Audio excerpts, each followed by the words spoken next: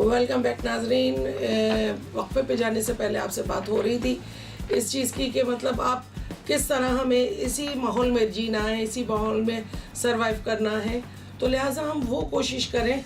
हम ये नहीं कर सकते, अभी ये बड़े पैमाने की बात हो जाती है कि ओपन ड्रेन सिस्टम बंद होना चाहिए या ये कचरा हटना चाहिए, गवर्नमेंट को ये करना चाहिए। गवर्नमेंट जो काम कर रही है वो गवर्नमेंट कर रही है, मगर हमें क्या करना चाहिए? हमें ये करना चाहिए कि आप बाज़ार से अगर सब्ज़ी लेकर आ रहे हैं उसको खूब अच्छी तरह धोना चाहिए, बहुत अच्छी तरह से उसको वॉश कीजिए। और इसमें जितना ज़्यादा इंटेक अगर आप मूली का रखेंगे, मूली जो है इतनी बेनिफिशियल है कि आपके जो आप ये ब्लू रिबन हमारा बढ़ जाता है, उससे ऑब्स्ट्रक्शन हो जाती है। ये इसको इस तरह से क्लीन अप करती है, जैसे अगर आप सर्फ डाल के कपड़े वॉश करते हैं, उसमें आपके पता होता है डेफिनेटली कि आपके कपड़े वॉश होंगे और बाकायदा साफ़ सुथरे होंगे। इसी तरह मूली जो है रेडिश, ये इतना बेनिफिशियल है। मूली का इस्तेमाल रखें, उसको सिरके में डाल के खाएं, डायरेक्टली खाएं।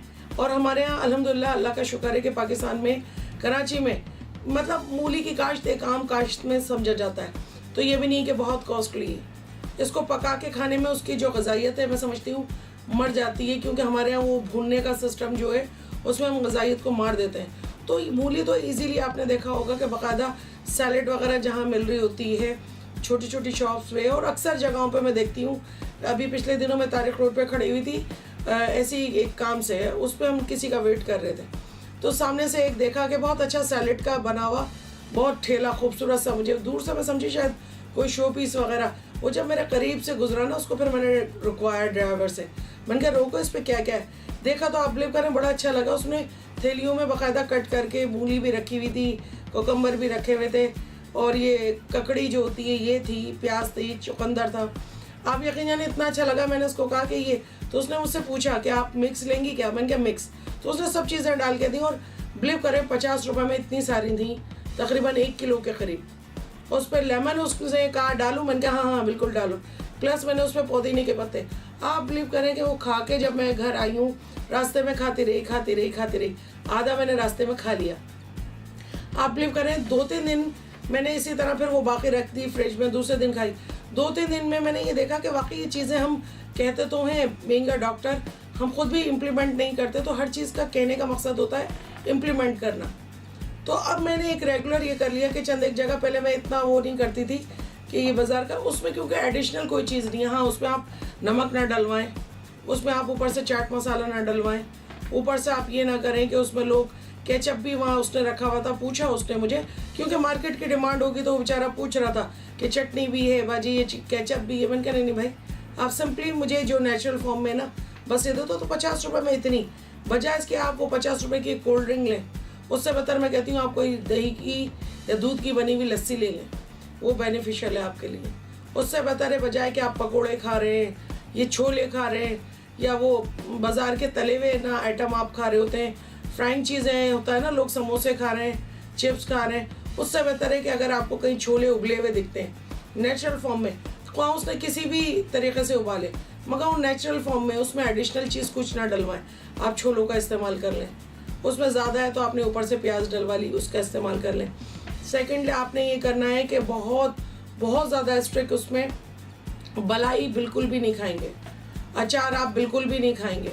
ये समझे वो चीज़ें हैं जो कि जहर का काम करेंगी आपकी बॉडी से, बजाय कि आपके जो एंजाइम्स जो इन्हेंस हो चुके हैं, बिल्कुल डेड हो चुके हैं, उनको इन्हेंस करने के बजाय मज़ीद उनको आपके लिए ये समझे हार्मफुल हो जाएंगी ये चीज़ें और सप्रेस्ड करेंगी।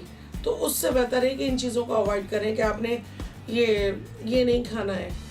ये जो अचार है, अचार बहुत, और ख़ासकर बाज़ार का अचार तो बहुत ज़्यादा गंदगी से और बहुत ज़्यादा तुर्शीली चीज़ों से, इवन इसमें सिट्रिक और कोई तेज़ाबी चीज़ें, सिरका तो ओरिजिनल नहीं डाला जाता, तो कोशिश कीजिए कि ना खाएं।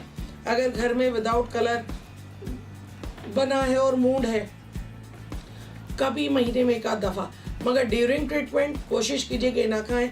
मूली का इस्तेमाल आप ज़्यादा से ज़्यादा रखें, चुकंदर का इस्तेमाल ज़्यादा से ज़्यादा रखें। अगर आप डायबिटिक नहीं हैं तो विदाउट बर्फ़, बग़ैर बर्फ़ का आप गन्ने का ना जूस, गन्ने का जो शरबत होता है उसका इस्तेमाल ज़्यादा रखें, या गंडेरियाँ लें और उसको चूसें और फेंक दें।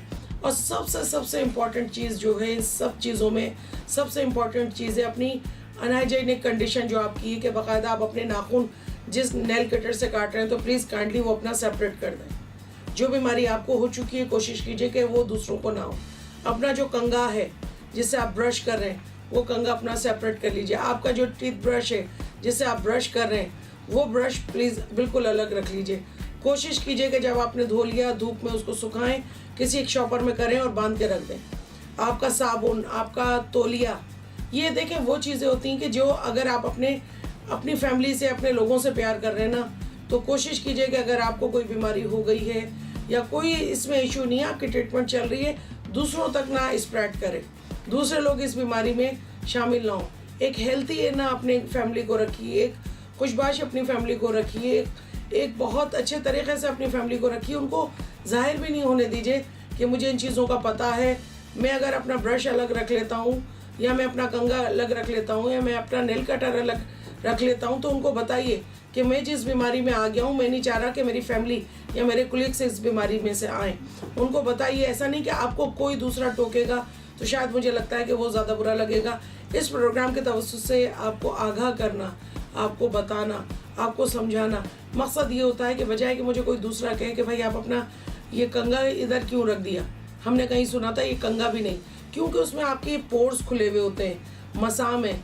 जिस वक्त आप हेयर ब्रश कर रहे होते हैं तो आपकी बॉडी में जो सेल्स चल रहे हैं, जो आपकी बॉडी का इम्यूनो से ना कंप्रोमाइज्ड आप हुए हैं, उससे ब्रश जो कर रहे हैं उसके ब्रश के टो पे आप देखें बिल्कुल टिप ऑफ दी है ना कॉम जो है आपका, उधर से आपको नमी महसूस होगी। अगर कभी भी प्रैक्टिकल आप करें और टिश्यू पे रख के देखें तो उसमें एक नमी होगी। वो नमी ऐसी होती है अगर आपने रख दिया और बिलफर्ज उससे किसी और ने ब्रश कर लिया तो वो आपके जो सेल हैं वो इस तरीके से दूसरों में स्प्रेड हो जाते हैं, दूसरों को ख़राब कर सकते हैं। दूसरा ये कि डॉक्टर के पास जा रहे हैं, आपने देखा कि कोई भी सिरिंज वगैरह लगी है या कोई पेन किलर लगा है, यानी एक एक्सवाइजेड किसी भी वजह से इंजेक्टेबल आपने कोई चीज़ वो की है, सामने डॉक्टर को या स्टाफ हो उसको कहेंगे ये मेरी निडल को तोड़ दें, मेरे सामने इसको मतलब कचरे में डाल दें या डस्टबिन में डाल दें। ऐसा नहीं कि जिस बीमारी में मैं हूँ कोई दूसरा हो। इस तरह से अगर आप करते हैं, ये एक पॉजिटिव थिंकिंग अगर आप देखें रखते हैं, आज अगर मैं इस बीमारी में हूँ तो मैं कोशिश करूँगी कि दूसरा ना हो, दूसरों को इस चीज़ में, इस तकलीफ़ में मुब्तला ना हो। तो कोशिश कीजिए कि खुद से कहें, अगर आपने पानी पिया है तो उससे ये कि उसमें आपका लुआब लगता है, कोशिश कीजिए अपना गिलास अलग कर लें। प्लस अगर कहीं थूक रहे हैं या कोई चीज़ वॉमिटिंग फील हो रही है, कोशिश कीजिए कि थैली के अंदर थूकें और उसको बंद करके बाकायदा उसको डिस्कार्ड करें। नाज़रीन, ये एक आगाही का प्रोग्राम था हेपेटाइटिस से रिलेटेड, जिगर की बीमारियों से रिलेटेड।